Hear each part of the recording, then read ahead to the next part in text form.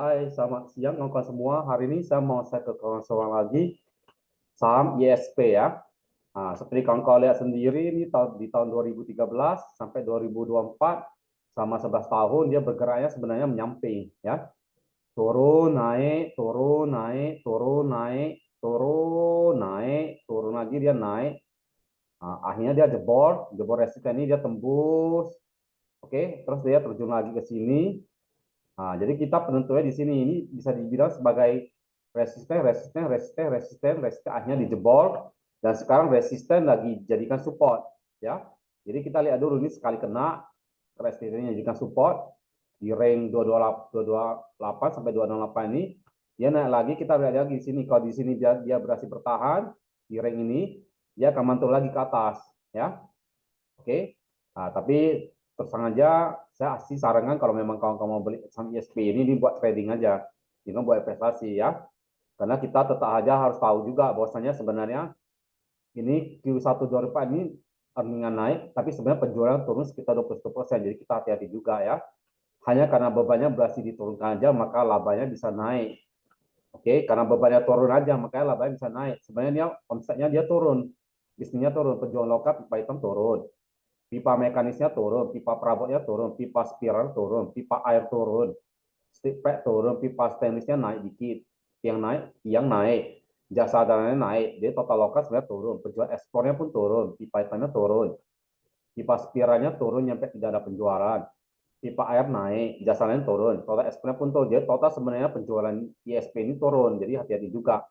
Makanya saya bilang kalau kamu mau beli beli di saham di harga best price 228 ini, nah ini memang ada support. Yang jadikan support ini apa? Yang sebenarnya awalnya ini jadi resisten di tahun 2013, 2014, 2016, 2017, 2019, 2020. Nah, ini sebenarnya resisten yang jadikan support ya. Kalau dia bisa bertahan, dia mantul, kawan-kawan bermanfaatkan take profit di harga-harga segini lah, 332. Nah, kalian patah ketat. Kalau misalnya bisa jebol lagi, nah, kalian hold dulu nggak apa-apa, asal jangan turun lagi, turun di 328 nah. 328, kamu nanti profit aja sama saya, karena dia bisa turun lagi. Ya, tapi kalau dia bisa bertahan bermain di atas ini, kawan hold sampai sini aja nggak apa-apa, kalian patah ketat. Ya, 510 sampai inilah, 476 ini. Ya, kawan-kawan boleh lihat di sini ya, karena namanya saham itu dia naik bisa naik terus ya kan sampai resisten sebelum kena ini dia turun lagi.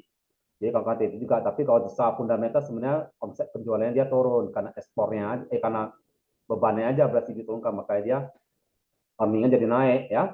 Nah, jadi kita lihat 2021-2022 sebenarnya kan dia turun.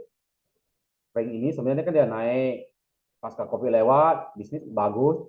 Nah, jadi setelah itu 2021 udah mulai terus bisnisnya. Jadi 2022, 2023 masih naik kembali. Nah, jadi dia bergeraknya sesuai earning juga naik. Jadi Q1 ini naik dikit. Tapi kenapa ini turun?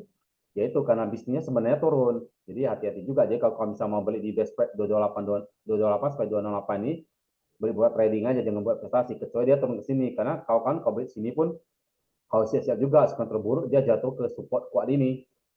Yang di tahun 2013, 2015, 2017, 2020. Jadi kakak harus pasti juga ini ada benar sekitar 42,5% juga, hati-hati ya.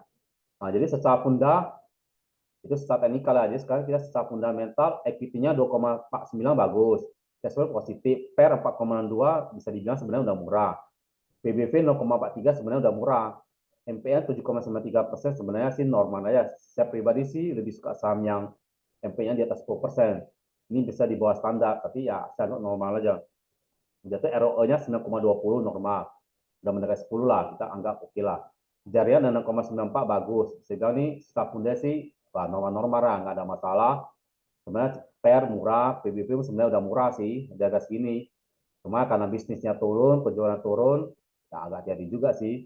Nah, kalau dividennya 2023, 6 perak, itu ada sekitar 2%, 2,1%.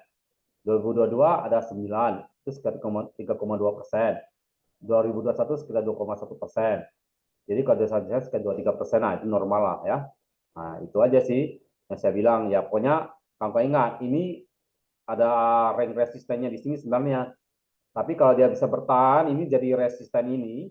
di rank ini resisten, sekarang bisa jadi support. Kalau dia bertahan dia mantau, dia jadi support. Nah, itu sisi positifnya. Ya, tapi kalau dia nggak bertahan dia bisa terjun bebas. Jadi ya itu hati-hati juga ya. Kira-kira sampai di sini aja analisa saya tentang ISP ini. Semoga bermanfaat buat kalian semua. Jangan lupa like, subscribe, komen, share. Bye bye.